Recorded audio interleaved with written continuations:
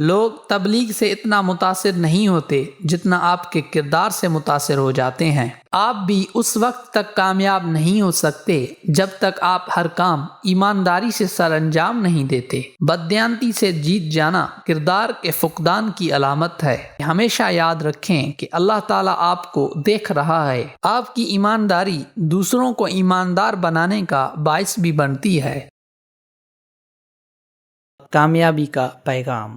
آپ کی ایمانداری دوسروں کو ایماندار بنا دیتی ہے۔ کاندھلا اتر پردیش کا ایک مشہور قصبہ ہے۔ تقریباً 1.5 صدی قبل وہاں پر مظفر حسین نامی ایک انتہائی خدا ترس عالم رہتے تھے۔ انہوں نے 7 حج پیدل کیے تھے۔ کلام الہی کو ترجمے کے ساتھ سنانے کا زبردست ملکہ تھا۔ مولوی صاحب خود بھی اچھی باتوں پر عمل کرتے اور دوسروں کو بھی ان پر عمل کی تاکید کرتے۔ پورے علاقے میں ان کے بارے میں مشہور تھا کہ وہ وعدے کے پابند اور زبان کے سچے ہیں۔ چاہے ان کی جان ہی کیوں نہ چلی جائے، نہ وہ وعدہ خلافی کرتے اور نہ ہی جھوٹ بولتے ہیں۔ 1866 عیسوی کا ذکر ہے۔ جناب اپنے کنبے کے ساتھ کاندھلا سے گنگو جا رہے تھے۔ اس زمانے میں لوگ پیدل یا بیل گاڑیوں سے سفر کرتے تھے۔ ان کے خاندان کے لوگ بھی اس طرح نکلے۔ راستے میں ڈاکوؤں کا ڈر تھا۔ ایک سنسان جگہ پر ان کے قافلے کو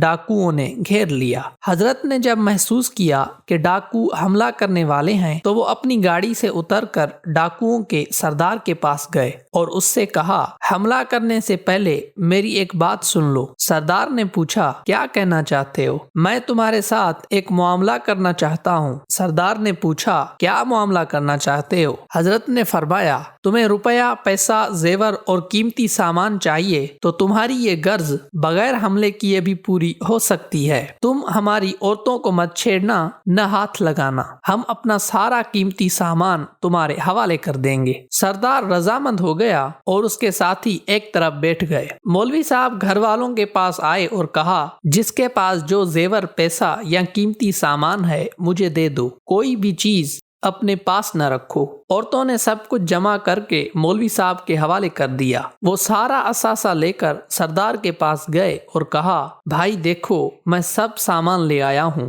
سامان کی گٹھڑی ان کے حوالے کرنے کے ساتھ ہی ڈاکوؤں کا شکریہ بھی ادا کیا کہ انہوں نے ان پر اعتبار کیا اور عورتوں کو ہاتھ نہیں لگایا۔ ڈاکو سامان لے کر خوش ہو گئے اور مولوی صاحب کا قافلہ گنگو کی طرف چل پڑا۔ یہ قافلہ تھوڑی ہی دور گیا تھا کہ قافلے کی عورتوں میں خسر پسر ہونے لگی۔ مولوی صاحب نے پوچھا کہ کیا بات ہے؟ پہلے تو عورتیں ہچکچائیں، لیکن جب مولوی صاحب نے سختی سے پوچھا تو ایک بی بی نے بتایا کہ فلاں لڑکی یہ کہہ رہی ہے کہ میں نے اپنی ہنسلی یعنی گلے کا ایک زیور کپڑوں کے نیچے چھپا لی تھی، اس لیے وہ میرے پاس بچ گئی ہے۔ یہ سنتے ہی مولوی صاحب نے گاڑی رکوائی اور نیچے اتر کر اس لڑکی سے کہا، بی بی یہ تو وعدہ خلافی ہے۔ ہم نے ڈاکوؤں سے وعدہ کیا تھا کہ سارا زیور اور مال انہیں دے دیں گے، اس لیے یہ زیور تو ان کا ہو چکا، لاؤ یہ مجھے دے دو، میں اسے ڈاکوؤں کو دے آؤں۔ اس نیک بی بی نے ہنسلی اتار کر مولوی صاحب کے حوالے کر دی۔ مولوی صاحب تیز تیز قدموں سے واپس وہاں پہنچے جہاں ڈاکوؤں کو چھوڑا تھا۔ ڈاکوؤں نے مولوی صاحب کو تیزی سے اپنی طرف آتے دیکھا تو سمجھے کہ انہیں کہیں سے مدد مل گئی ہے اور وہ اپنا سامان لینے آ رہے ہیں۔ اس خیال سے انہوں نے ہتھیار اٹھا لیے۔ یہ دیکھ کر مولوی صاحب نے اپنا ہاتھ اٹھایا اور کہا، نہ میں تمہارا پیچھا کر رہا ہوں، نہ میرا لڑنے کا ارادہ ہے، بلکہ تمہاری ایک امانت لوٹانے آیا ہوں۔ ہتھیار رکھ دو اور اپنی امانت مجھ سے لے لو۔ یہ کہہ کر حضرت ڈاکوؤں کے سردار کے پاس پہنچے اور اس سے مخاطب ہو کر فرمایا، بھائی میں تم سے معافی مانگنے اور تمہاری امانت واپس کرنے آیا ہوں۔ ہم نے تم سے وعدہ کیا تھا کہ ہم اپنا تمام روپیہ، پیسہ اور زیور وغیرہ تمہارے حوالے کر دیں گے، لیکن افسوس کہ ایک بچی نے یہ ہنسلی اپنے کپڑوں میں چھپا لی تھی۔ اب تم یہ لے لو اور وعدہ پورا نہ کرنے پر جو قصور ہم سے ہوا اسے معاف کر دو۔ بچی سے نادانی میں یہ غلطی ہو گئی تھی۔ مولوی صاحب کی بات سن کر ڈاکوؤں کا سردار حیران رہ گیا اور بولا، آپ مولوی مظفر حسین کاندھلوی تو نہیں ہیں؟ اس علاقے میں ان کے سوا کوئی اور تو ایسا سچا آدمی سننے میں نہیں آیا۔ مولوی صاحب نے فرمایا ہاں بھائی، مظفر حسین میرا ہی نام ہے۔ یہ سنتے ہی ڈاکوؤں کا سردار رونے لگا اور مولوی صاحب کے قدموں میں گر کر کہنے لگا مولوی صاحب آج سے میں اس کام سے توبہ کرتا ہوں، اللہ سے دعا کریں کہ وہ مجھے معاف کر دے۔ دوسرے سارے ڈاکوؤں نے بھی اپنے اس کام اور سارے گناہوں سے توبہ کر لی اور مولوی صاحب کے قافلے سے لوٹی ہوئی ایک ایک چیز واپس کر دی اور عہد کیا کہ ہم نے آج تک جن لوگوں کو لوٹا ہے یا انہیں تکلیف دی ہے انہیں تلاش کر کے ان سے چھینا ہوا سامان اور روپے واپس کر دیں گے یا ان سے معافی مانگیں گے۔ حدیث شریف ہے کہ ایماندار شخص وہ ہے جس سے لوگ اپنے مال و جان کو محفوظ سمجھیں۔ ایمانداری ایک ایسا ہیرا ہے جو ہر پتھر کو کاٹ دیتا ہے۔ لوگ تبلیغ سے اتنا متاثر نہیں ہوتے جتنا آپ کے کردار سے متاثر ہو جاتے ہیں۔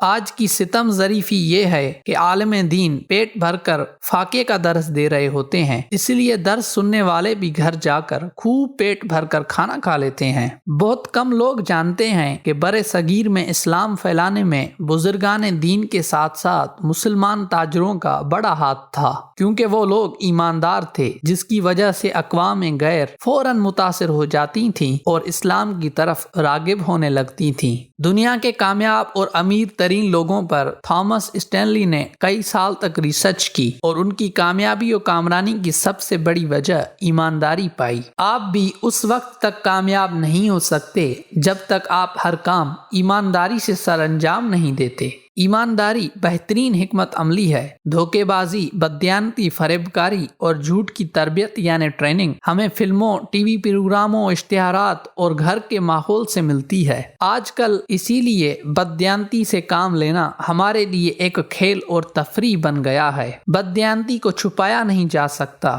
کوئی شخص بھی آپ سے ایک بار ہی دھوکہ کھائے گا، اس کے بعد اس کی نظروں میں آپ کا کردار اور ساکھ تباہ ہو جائے گی۔ بددیانتی تعلقات کو تباہ کر دیتی ہے، یہ ہمیں اطمینان اور سکون سے بھی محروم کر دیتی ہے۔ باعزت انداز میں ناکام ہو جانا بے عزت ہو کر کامیاب ہونے سے بہتر ہے۔